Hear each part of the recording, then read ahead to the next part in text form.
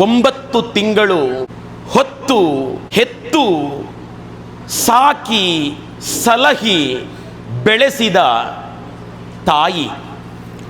ಆ ತಾಯಿಯ ಸದ್ಗತಿ ಕಾರ್ಯವನ್ನು ನೀವೆಲ್ಲರೂ ಕೂಡ ಮೊನ್ನೆಯಿಂದ ಪೂಜ್ಯರಾದಂತಹ ಕೇಕಣಾಜೆ ಪ್ರಕಾಶ ಭಟ್ಟರ ನೇತೃತ್ವದಲ್ಲಿ ಮಾಡ್ತಾ ಇದ್ದೀರಿ. ಅಮ್ಮ ಅಂತಂದರೆ ಪ್ರತಿ ಜೀವಿಯೂ ಕೂಡ ಈ ಭೂಮಿಗೆ ಇಳಿದು ಬಂದದ್ದು ಅಮ್ಮನ ಮೂಲಕವೇ. ನಮ್ಮೆಲ್ಲರ ಕಣ್ಣಿಗೆ ಕಂಡ ಮೊದಲ ವ್ಯಕ್ತಿ ಅಮ್ಮ. ಎಲ್ಲ ಜೀವಿಗಳ ಕಿವಿಗೆ ಮೊದಲು ಕೇಳಿಸಿದ ದನಿಯೇ ಅಮ್ಮನ ಸುಮಧುರ ದನಿ. ಆಕೆಯ ಸ್ಪರ್ಶವೇ ಮೊದಲ ಪ್ರೀತಿಯ ಸಂಸ್ಪರ್ಶದ ಅನುಭವ ಮಗುವಿಗಾಗುವುದು.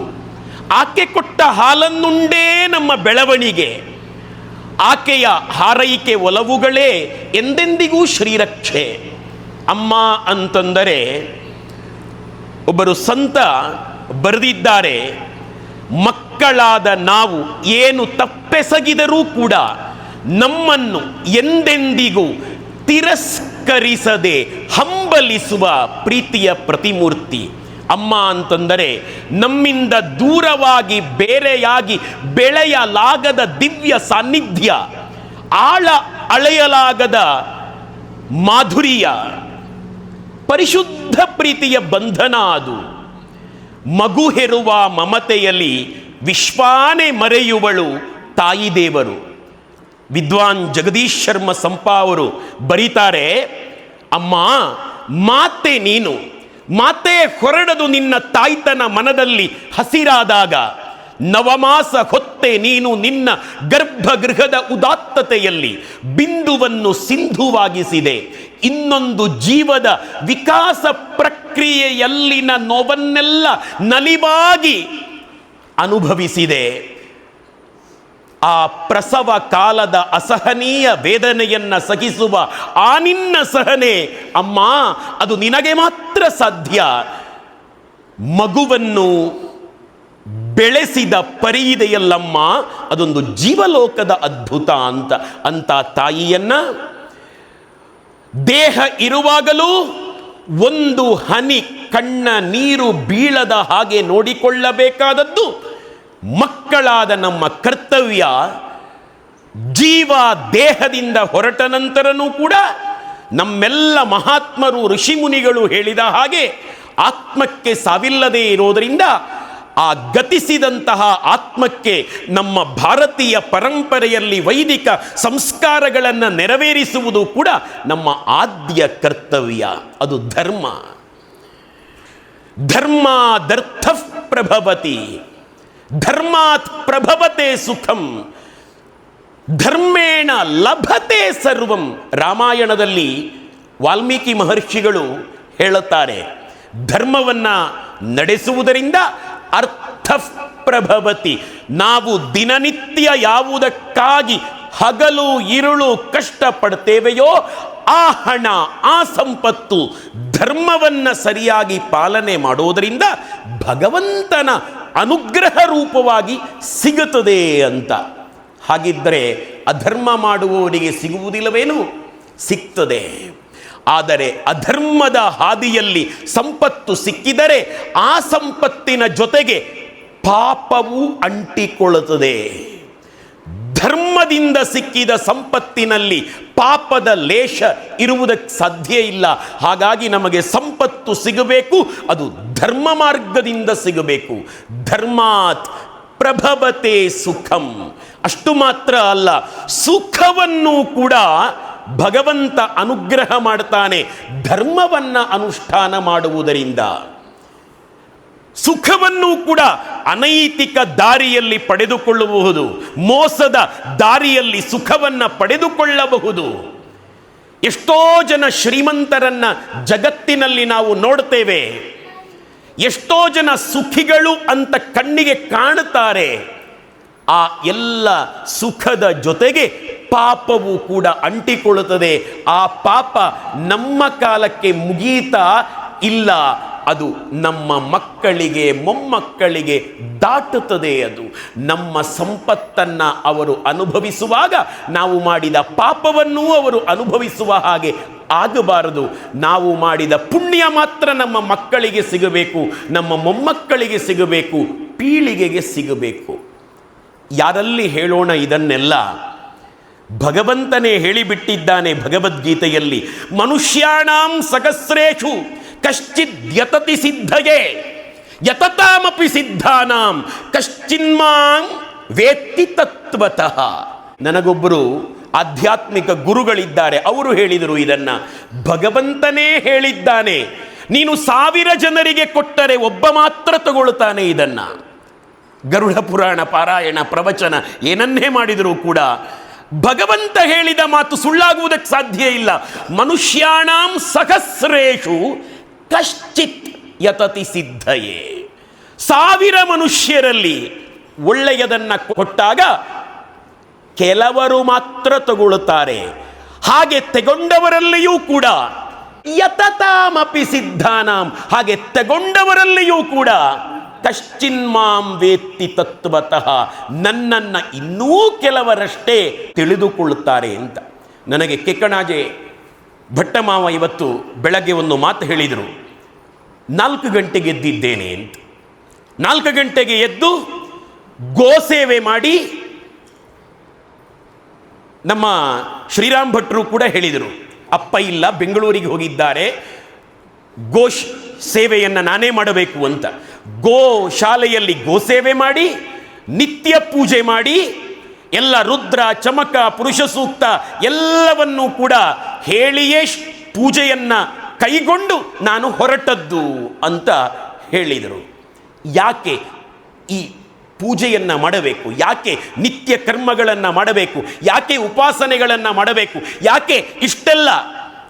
ನಾನು ಮತ್ತೆ ಹೇಳಿದ್ದನ್ನೇ ಹೇಳುವುದಿಲ್ಲ.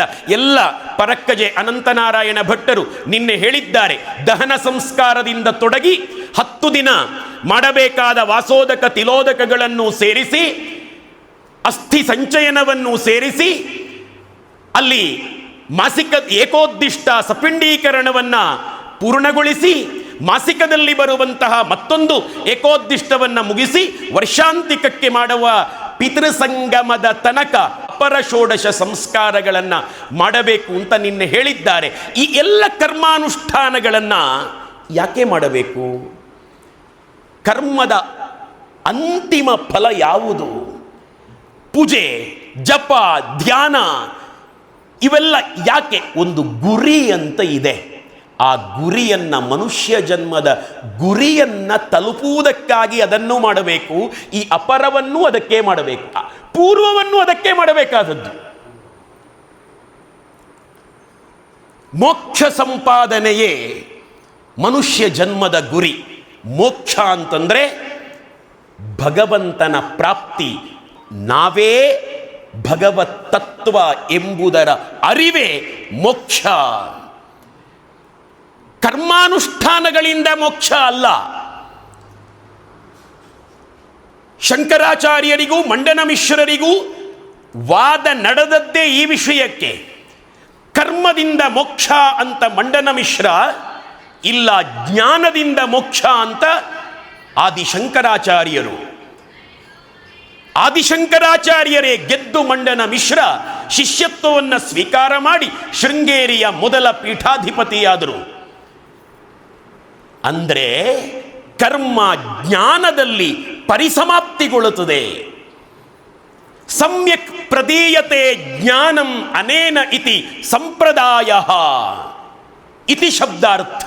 ಸಂಪ್ರದಾಯ ಯಾಕೆ ಬೇಕು ಅಂತಂದರೆ, ಈ ಸಂಪ್ರದಾಯ ಅಪರಕರ್ಮಗಳೆಂಬ ಸಂಪ್ರದಾಯ, ಪ್ರತಿಯೊಂದು ಸಂಪ್ರದಾಯ ಯಾಕೆ ಬೇಕು ಅಂತಂದರೆ ಅದು ನಮ್ಮನ್ನ ಜ್ಞಾನದ ಕಡೆಗೆ ತಗೊಂಡು ಹೋಗ್ತದೆ. ಅದಕ್ಕಾಗಿ ಬೇಕು. ಈಗ ನೋಡಿ, ನಾವು ತುಂಬ ಭಗವಂತನಿಗೆ ಇಷ್ಟವಾದ ಕಾರ್ಯವನ್ನು ಮಾಡ್ತಾ ಹೋಗ್ತೇವೆ. ಅದಕ್ಕೆ ಪುಣ್ಯ ಅಂತ ಹೆಸರು. ಪುಣ್ಯ ಅಂದರೆ ಏನು? ಭಗವಂತನಿಗೆ ಇಷ್ಟವಾದದ್ದನ್ನು ಮಾಡಿದ್ದೆಲ್ಲವೂ ಪುಣ್ಯ. ಭಗವಂತನಿಗೆ ಇಷ್ಟವಿಲ್ಲದ ಏನೇ ಕೆಲಸ ಮಾಡಿದರೂ ಕೂಡ ಅದು ಪಾಪ. ಪಾಪಕ್ಕೂ ಪುಣ್ಯಕ್ಕೂ ಇಷ್ಟು ವ್ಯತ್ಯಾಸ. ಪುಣ್ಯವನ್ನ ಮಾಡ್ತಾ ಮಾಡ್ತಾ ಮಾಡ್ತಾ ಮಾಡ್ತಾ ಭಗವತ್ ಪ್ರಾಪ್ತಿಯಾಗಬೇಕು. ಆಗುವುದಕ್ಕಿಂತ ಮೊದಲು ದೇಹ ಬಿದ್ದರೆ, ಗರುಡ ಪುರಾಣ ನಮ್ಮನ್ನ ಭಯಪಡಿಸ್ತದೆ, ಪಡಿಸಬೇಕು. ಕೆಲವರನ್ನ ಭಯಪಡಿಸಿ ಸರಿದಾರಿಗೆ ತರಬೇಕು. ಭಗವದ್ಗೀತೆ ಭರವಸೆಯ ಬೆಳಕನ್ನ ಕೊಟ್ಟು ನಮ್ಮನ್ನ ಪ್ರೇರಣೆ ಕೊಡುತ್ತದೆ. ಭಗವದ್ಗೀತೆಯಲ್ಲಿ ನಾವು 18 ಮೆಟ್ಟಿಲನ್ನ ಏರಿದರೆ ಮಾತ್ರ ಭಗವಂತನ ದರ್ಶನ. ಆದರೆ 15ನೇ ಮೆಟ್ಟಿಲಿನಲ್ಲಿ ನಮ್ಮ ದೇಹ ಬಿದ್ದಿತು ಅಂತಂದರೆ ನಾವು 15 ಮೆಟ್ಟಿಲನ್ನ ಏರುವುದಕ್ಕೆ ತಗೊಂಡ ಪರಿಶ್ರಮ ಎಲ್ಲ ನಷ್ಟ ಆಯಿತಲ್ಲ. ಅದರ ಬದಲು ಇನ್ನೇನಾದರೂ ಮಾಡಬಹುದಿತ್ತಲ್ಲ, ಬದುಕಿನಲ್ಲಿ ಸುಖವನ್ನು ಅನುಭವಿಸಬಹುದಿತ್ತಲ್ಲ. ಯಾಕೆ ಇಷ್ಟೆಲ್ಲ ಕಷ್ಟಪಟ್ಟು 4 ಗಂಟೆಗೆ ಎದ್ದು ಇಷ್ಟೆಲ್ಲ ಪೂಜೆಯನ್ನು ಕೈಗೊಳ್ಳಬೇಕು? ಗುರಿ ಮುಟ್ಟುವ ಮೊದಲು ದೇಹ ಬಿದ್ದರೆ ನಷ್ಟವಾಗುವುದಿಲ್ಲವಂತೆ. ಪ್ರಾಪ್ಯ ಪುಣ್ಯತರಾನ್ ಉತೀಶ್ವ ಶಾಶ್ವತೀ ಸಮಾಹ ಅಂತ ಭಗವದ್ಗೀತೆಯಲ್ಲಿ 6ನೇ ಅಧ್ಯಾಯದ 41ನೇ ಶ್ಲೋಕದಲ್ಲಿ ಭಗವಂತ ಸ್ಪಷ್ಟಪಡಿಸ್ತಾನೆ. ನಿನಗೆ ಇನ್ನು ನಂತರದ ಜನ್ಮ 15ನೇ ಮೆಟ್ಟಿಲಿನಲ್ಲಿಯೇ, 1ನೇ ಮೆಟ್ಟಿಲಿನಲ್ಲಿ ಅಲ್ಲ. ಹಾಗಾಗಿ ಭಾರತೀಯ ನಂಬಿಕೆಯ ಪ್ರಕಾರ ಗುರಿಯೆಡೆಗೆ ಸಾಗಿ ಎಲ್ಲಿಗೆ ಮುಟ್ಟಿದರೂ ಅದು ಗುರಿಯನ್ನೇ ತಲುಪಿದಂತೆ, ಅದು ನಷ್ಟವಾಗುವುದಿಲ್ಲ.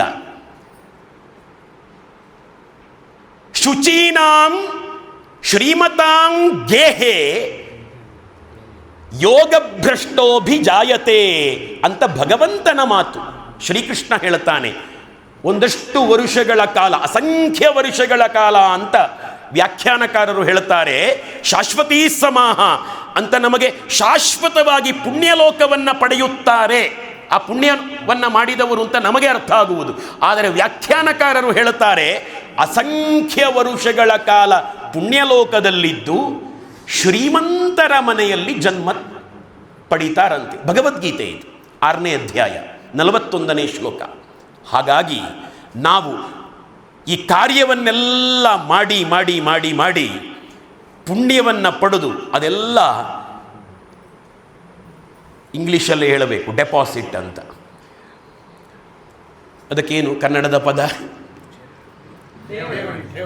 ಠೇವಣಿ. ಠೇವಣಿಯನ್ನು ಇಟ್ಟುಕೊಳ್ಳಬೇಕು. ನಾವು ಪ್ರತಿನಿತ್ಯ ದುಡಿಯುವುದು ಈ ಜನ್ಮಕ್ಕೆ ಮಾತ್ರ. ಈ ಜನ್ಮಕ್ಕೂ ಕೊನೆ ತನಕ ಬರಬಹುದು ಅಂತ ಹೇಳಲಿಕ್ಕಾಗುವುದಿಲ್ಲ. ಆದರೆ ಮೊನ್ನೆಯಿಂದಲಾಗಾಯಿತು ಅಮ್ಮ ಅಮ್ಮ ಅಮ್ಮ ಅಂತ ಅಮ್ಮನಿಗಾಗಿ ಮಾಡಿದ ಎಲ್ಲ ಕಾರ್ಯಗಳ ಪುಣ್ಯವೆಂಬ ಠೇವಣಿ ಈ ಜನ್ಮಕ್ಕೆ ಮಾತ್ರ ಅಲ್ಲ, 7 ಜನ್ಮಕ್ಕೂ ಕೂಡ ಅದು ಶಾಶ್ವತವಾಗಿ ಇರುತ್ತದೆ. ನನಗೆ ಪಳ್ಳತ್ತಡ್ಕ ಅಜ್ಜ ಹೇಳಿದ ಒಂದು ಘಟನೆ ನೆನಪಾಗ್ತದೆ. 9 ಜನ ಮಕ್ಕಳಂತೆ ಅವರು. ಪಳ್ಳತ್ತಡ್ಕ ಪರಮೇಶ್ವರ ಭಟ್ರು, ವಿಶ್ವೇಶ್ವರ ಭಟ್ರು 9 ಜನ ಮಕ್ಕಳಂತೆ. ಕೊನೆಯವರು ನಮ್ಮ ಪುತ್ತೂರಿನ ಮುರದಲ್ಲಿ ಇದ್ದರು. ಅವರು ಹೇಳಿದ ಘಟನೆ, ಜೀವನದ ಕೊನೆಗಾಲದಲ್ಲಿ ಅವರ ಅಮ್ಮ ಅವರ ಮನೆಯಲ್ಲಿ ಇದ್ದದ್ದು. ಅವರಿಗೊಂದು ಗೂಡಂಗಡಿ ಇತ್ತು, ಏನೂ ಇರಲಿಲ್ಲ, ಬಿಡಿಗಾಸು ಇರಲಿಲ್ಲ. ನಿತ್ಯ ಪತ್ರಿಕೆಗಳನ್ನು ಮಾರಿ ಅವರ ಬದುಕು. ಸಾಲದ ಹೊರೆ ಸಿಕ್ಕಾಪಟ್ಟೆ ಆಯಿತು. ಸಾಲಗಾರರೆಲ್ಲ ದಿನ ಬಂದು ಬೈಯುವುದು. ಇವರು ಮುದಿ ಅಜ್ಜಿ ಒಳಗಿದ್ದಾರೆ, ಹೊರಗೆ ಬಂದು ಇವರನ್ನು ಜೋರು ಮಾಡಿ ಒಂದು ದಿವಸ ಹೋದರು. ಸಾಲಗಾರರು, ಶ್ರೀಮಂತರು, ಸಾಲಗಾರರಲ್ಲ ಸಾಲ ಕೊಟ್ಟವರು. ಅವರು ಹೋದ ನಂತರ ಈ ಅಜ್ಜಿ ಕರೆದರಂತೆ, ಮಗ ಇಲ್ಲಿ ಬಾ ಅಂತ. ಇವರು ಹೋದರಂತೆ ಅಮ್ಮನ ಹತ್ತಿರಕ್ಕೆ. ಅಮ್ಮ ಕೇಳಿದರಂತೆ, ಮಗ ನಾನು ನಿನ್ನ ಜೊತೆ ಇರುವುದು ನಿನಗೆ ಭಾರ ಆಗ್ತಾ ಉಂಟಾ ಅಂತ ಕೇಳಿದರಂತೆ. ಆಗ ಈ ಅಜ್ಜ ಹೇಳಿದರಂತೆ, ಅಯ್ಯಯ್ಯೋ ಅಮ್ಮ, 9 ಜನ ಮಕ್ಕಳನ್ನು ನೀನು ಗರ್ಭದಲ್ಲಿ ಹೊರುವಾಗ ನಿನಗೆ ಭಾರ ಅಂತ ಅನಿಸ್ಲಿಲ್ಲ, ಸಾಕುವಾಗ ದೊಡ್ಡದು ಮಾಡುವಾಗ ನಿನಗೆ ಭಾರ ಅಂತ ಅನಿಸ್ಲಿಲ್ಲ.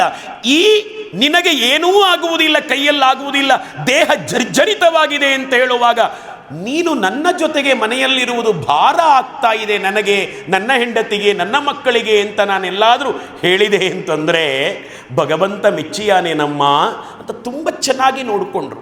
ಆ ಮನೆಗೆ ಹೋದವರಿಗೆಲ್ಲರಿಗೂ ಗೊತ್ತಿದೆ ಅವರು ಅವರ ಹೆಂಡತಿ ಎಷ್ಟು ಚಂದ ನೋಡಿಕೊಂಡ್ರು ಅಂತಂದರೆ, ಜಗತ್ತಿನಲ್ಲಿ ಯಾವ ಸೊಸೆಯೂ ಅತ್ತೆಯನ್ನು ಅಷ್ಟೊಂದು ಚಂದ ನೋಡಲಿಕ್ಕಿಲ್ವೋ ಏನೋ ಅಂತ ಭಾಸವಾಗುವಷ್ಟರ ಮಟ್ಟಿಗೆ ನೋಡಿಕೊಂಡ್ಳು. ಅವರು ಕೊನೆ ಉಸಿರೆಳೆದದ್ದು ಇವರ ಮಡಿಲಿನಲ್ಲಿ ಮಲಗಿಕೊಂಡು.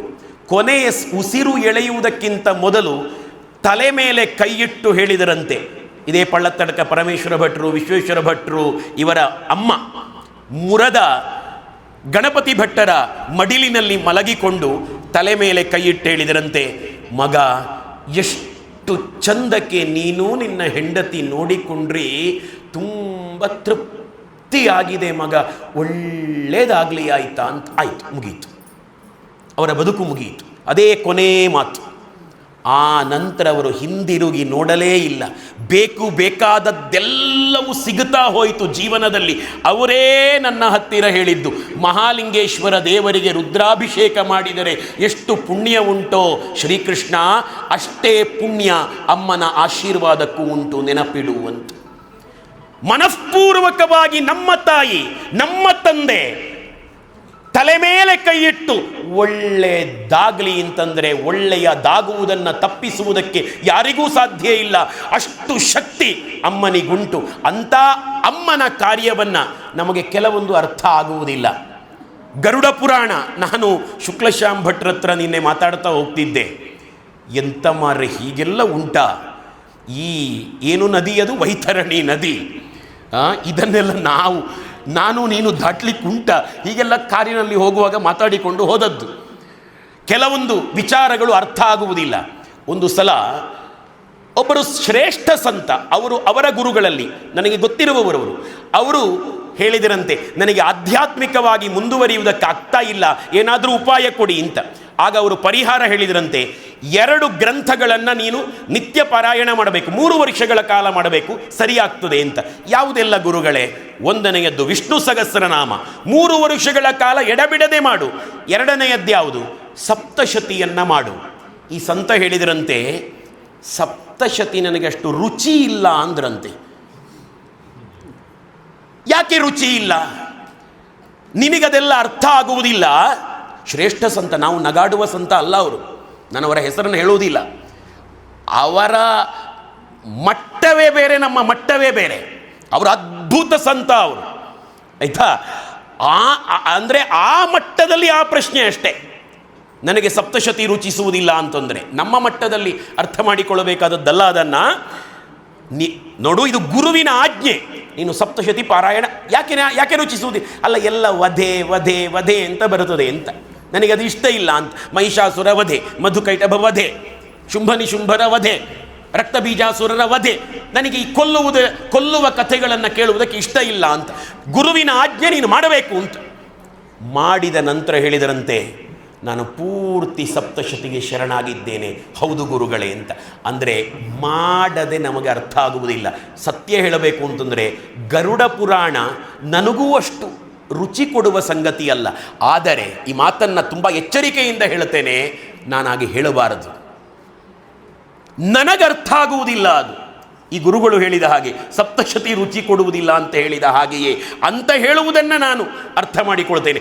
ಭಗವದ್ಗೀತೆಯಷ್ಟು, ಭಾಗವತದಷ್ಟು ನನಗೆ ಈ ಭಕ್ತಿ ಪ್ರಧಾನಾಂಶಗಳದ್ದು ಅಷ್ಟು ಹೆದರಿಕೆ ಹುಟ್ಟಿಸುವ ಗ್ರಂಥಗಳು ಅಷ್ಟು ಏನೋ ಒಂದು ಮನಸ್ಸಿಗೆ ಸಮಾಧಾನ ಆಗದೇ ಇದ್ರೂ ಕೂಡ ಅದು ಸತ್ಯ. ಅದಕ್ಕೆ ನಾನು ಸಂಪೂರ್ಣ ಶರಣಾಗಿ ಈ ಮಾತು ಹೇಳ್ತಾ ಇರುವಂಥದ್ದು. ನನಗೆ ಅರ್ಥ ಆಗುವುದಿಲ್ಲ, ಆದರೆ ಆ ಪುರಾಣಗಳೆಲ್ಲವೂ ಕೂಡ ಬೇರೆ ಬೇರೆ ರೀತಿಯಿಂದ ನಮ್ಮನ್ನು ಎಚ್ಚರಿಸ್ತದೆ.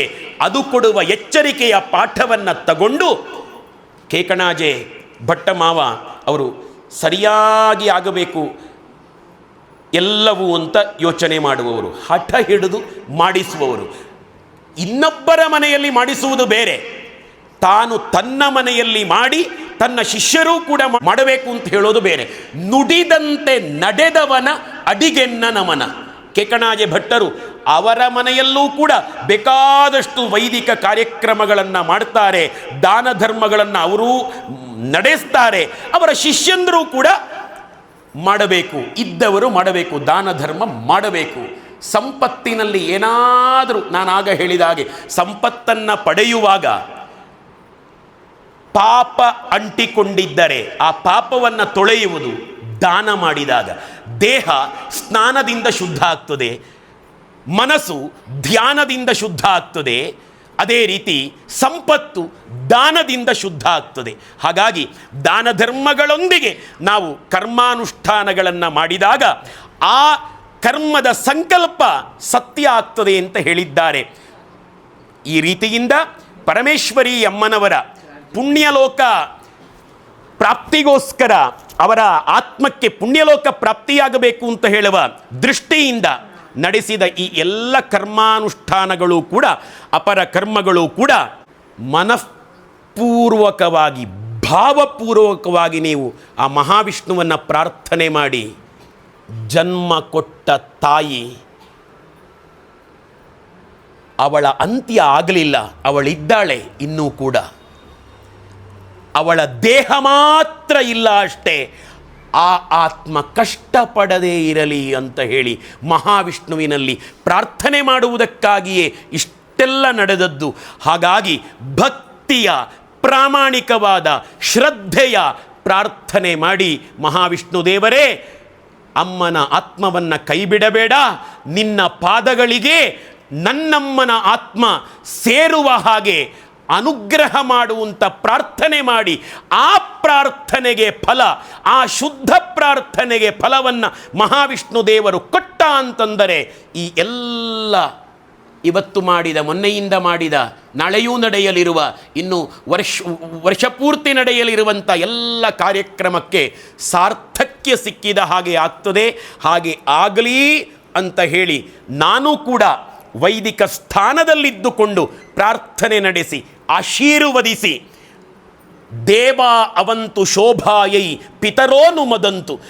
ಎಷ್ಟು ಸತ್ಯನಾರಾಯಣ ಪೂಜೆ ಮಾಡಿದರು, ಯಾಗಯಜ್ಞಗಳನ್ನು ಮಾಡಿದರೂ ಕೂಡ ಪಿತೃಗಳ ಅನುಮತಿ ಇಲ್ಲದೆ ಯಜ್ಞದ ಫಲ ಸಿಗುವುದಕ್ಕೆ ಸಾಧ್ಯ ಇಲ್ಲ ಅಂತ ವೇದವಾಕ್ಯ ಹೇಳುತ್ತದೆ. ಆದದ್ದರಿಂದ ನಿಮಗೆ ಮಾಡುವ ಪ್ರತಿಯೊಂದು ಒಳ್ಳೆಯ ಕರ್ಮದ ಫಲ ಸಿಗುವ ಹಾಗೆ ನಿಮ್ಮ ಪಿತೃಗಳ ಆಶೀರ್ವಾದವು ಬರಲಿ ಅಂತ ಹೇಳಿ ಮತ್ತೊಮ್ಮೆ ಮಹಾವಿಷ್ಣುವಿನಲ್ಲಿ ಪ್ರಾರ್ಥಿಸ್ತಾ ಈ ಮಾತುಗಳನ್ನು ಮಹಾವಿಷ್ಣುವಿನ ಪಾದಗಳಿಗೆ ಸಮರ್ಪಣೆ ಮಾಡಿ ವಿರಮಿಸ್ತಾ ಇದ್ದೇನೆ. ಒಳ್ಳೆಯದಾಗಲಿ, ಒಳ್ಳೆಯದೇ ಆಗಲಿ.